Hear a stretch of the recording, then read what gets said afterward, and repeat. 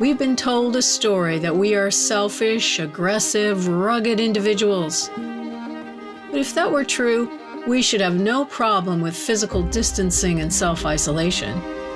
The pandemic showed us that this story is not who we are. That's because we evolved in cooperative bands of kin and non-kin, where we were nurtured and welcomed by all members of the community. We lived together, we gathered food together, we sang together, and we danced together. We knew it would have been impossible to survive on our own. But together, we thrived. Today, we are living in a culture that goes against everything it means to be human. Our culture emphasizes toughness over tenderness, isolation instead of togetherness, even for babies. As a result, we are depressed, anxious, chronically ill, and at the bottom of every international indicator for health.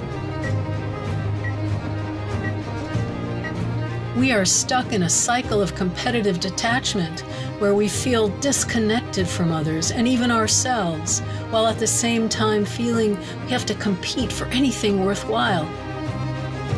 There's a way not only to break this cycle, but to create a new one that reclaims our humanity and helps us heal ourselves in our culture.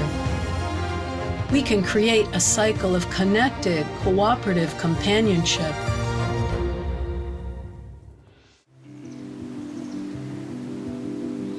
For most of our existence, we have created culture from the bottom up, from the way we raise children, and from the top down, from the stories we told one another.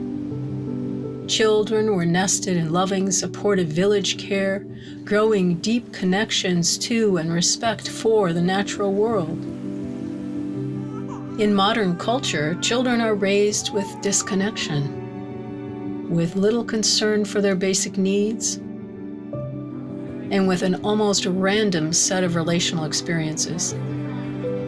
They still hear stories conveyed by various media, but they are full of put-downs, egoism, and violence. Babies require an external womb experience to grow and connect with others. They need calming, affectionate care, immediate responses to keep them optimally aroused while rapidly growing brain connections. Without this early care, without meeting our millions-year-old biological needs for our evolved nest, babies learn a pattern of disconnection from the self, from others, and from the world, manifesting in self-protective mindsets and irritation with people from different backgrounds or with different ideas. We withdraw from social life because it's just too painful, triggering the traumas we experienced early on in life. We constantly seek to fill a void we were never biologically intended to experience. The good news is that it's possible to break this cycle of competitive detachment and restore the cycles of connected, cooperative companionship. We can learn what our basic needs are and find ways to help everyone get them met. We can take steps that open our minds and hearts and build empathy towards others who are different from us.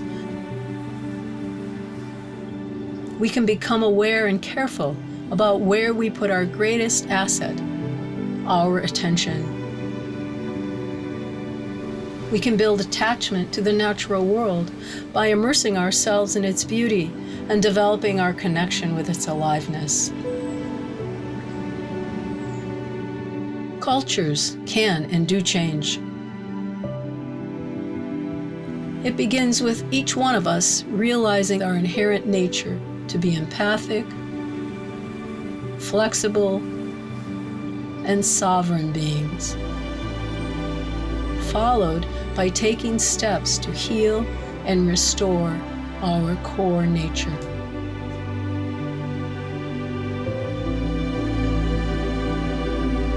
Many of us assume that the culture we live in mirrors innate human nature. But today's dominant cultures of competitive, destructive detachment are rare and recent. Nearly every other culture that has ever existed during our species' history over millions of years has been one of connected, cooperative companionship. To heal ourselves and our world, we simply must return to this way of nurturing children and communities. For more information, go to breakingthecyclefilm.org.